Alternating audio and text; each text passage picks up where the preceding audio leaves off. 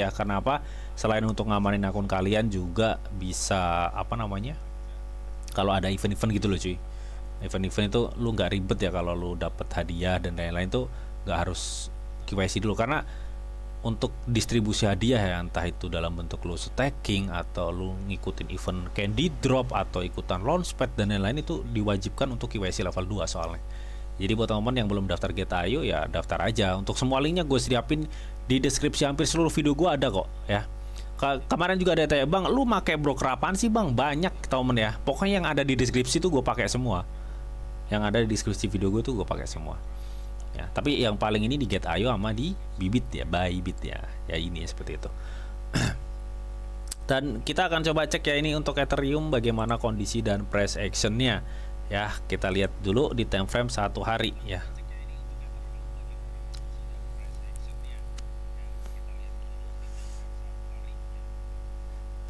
Sebentar cuy, kita akan coba cek Bybit. Bybit Ethereum.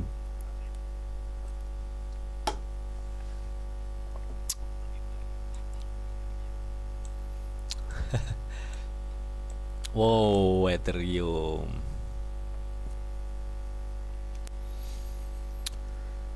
Oke, teman ya.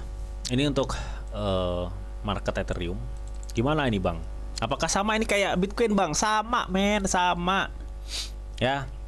Intinya entah itu Bitcoin, entah itu altcoin, sekarang itu udah waktunya up sebenarnya. Udah waktunya up. Karena apa? Karena dia udah terbanting cukup banyak banget. Ya. Kalau di time frame 1 hari, hampir seluruhnya sekarang itu udah waktunya naik. Ya. Udah waktunya naik. Cuma untuk dalam proses naik itu kan pasti nanti akan ada naik turun ya, naik turun. Nah, kita makanya akan cek juga di time frame 4 jam yang lebih kecil. Jadi kita tahu di nanti kita masuk di titik yang mana. Ya. Itu seperti itu. Nah, kita akan coba cek teman di time frame 1 hari dulu ini untuk Ethereum atau price action dari Ethereum. Gue pikir dengan volume yang cukup bagus ya untuk nge-buy ya. Intinya di sini gue lihat volume demand-nya cukup bagus untuk bisa memungkinkan harga Ethereum itu bisa masih ke push ya. Ini yang gue lihat. Terus di sini untuk stock RS-nya gimana? Stock RS-nya masih ada, sebenarnya udah confirm ini ya teman, apa namanya? W ya, pola-pola W itu teman. Ya double gini, double bottom ini udah. Ini kan tinggal gini nih sebenarnya. Ya kan? Nah, dan sekarang itu dia udah ngebentuk pola-pola kayak huruf V gitu. Nah, posisinya masih oversold. Dan ini kesempatan. Yang gue lihat sih seperti itu. Ya, dan untuk MACD-nya gimana bang? MACD, oke, MACD-nya sih memang ini belum ada confirm kenaikan ya teman. MACD itu belum ada confirm kenaikan yang gue lihat. Cuma gue di sini sebenarnya kita udah dikasih notice ya bahwa ini nih, kalian bisa lihat ini adanya perubahan warna candle. Artinya secara price action harganya ya, ini sebenarnya harganya ada tekanan naik men. Ini akan ada tekanan dan gue pikir ini bisa memicu akan ada suatu kenaikan time frame 1 hari ya. Time frame 1 hari akan ada suatu kenaikan. Nah, karena kita udah fix tahu nih, wah ini time frame 1 hari akan ada kenaikan nih. Berarti kita enaknya di mana nih bang enaknya ya? Posisinya kita masuk di enaknya di mana gitu ya. Nah, kita akan cek time frame yang lebih kecil. Jadi kita biar tahu nih ya, kalau time frame yang lebih kecil tuh memungkinkan turun dulu atau dia langsung bablas naik atau gimana gitu. Nah, ini ya. Di time frame yang lebih kecil, rata-rata nih, dia udah nyentuh EMA cross-nya ya.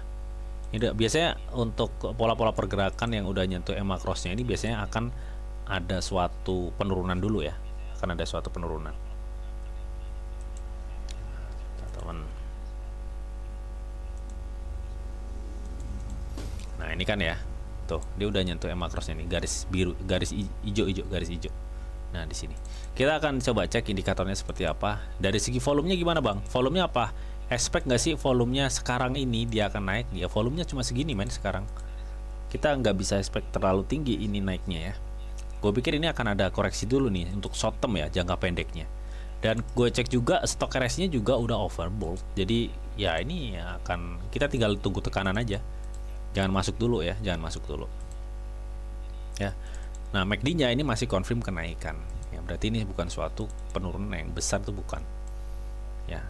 Jadi enaknya kita tunggu di mana? Lu tunggu di area supportnya aja, men. Area supportnya ya di area sini nih, di area sekitar 1,8 lagi ya, 1,8 itu. Tapi kita akan coba cek sebentar. Kita per satu harinya, oh nggak bisa, 4 jam aja deh.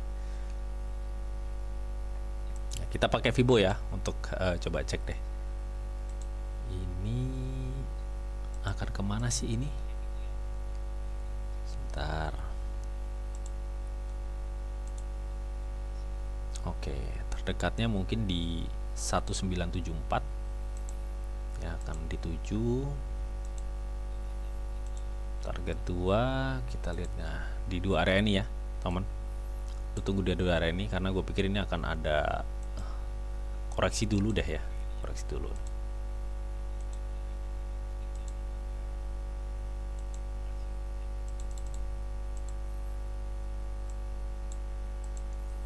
Nah, gue pikir seperti ini pola-pola pergerakannya. Lu bisa tunggu di 1,9 atau enggak di 1,8, 1,974, 1,890 ya, seperti itu ya teman.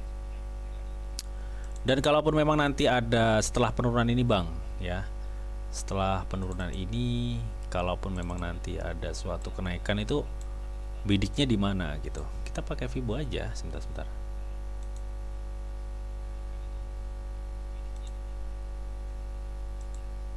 Nah, kita coba cek.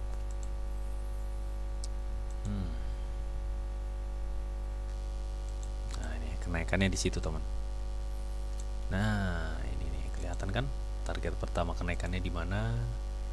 Kita tunggu aja di area golden ini. Di area golden di 2,2 ya. Area goldennya, terus kita bisa tunggu di area 0,618 nya itu ada di area sekitar 2,5. Jadi ini potensi kenaikannya di 2,2 sampai 2,5 ya. Dengan saat ini untuk short term gue pikir dia akan tertekan di 1,9 sampai 1,8. Ini untuk Ethereum ya.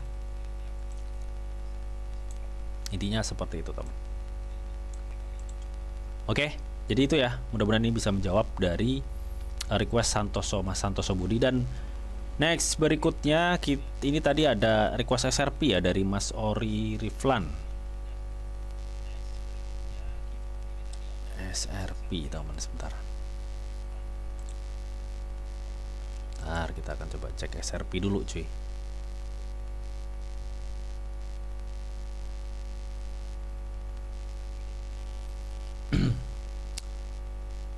Oke.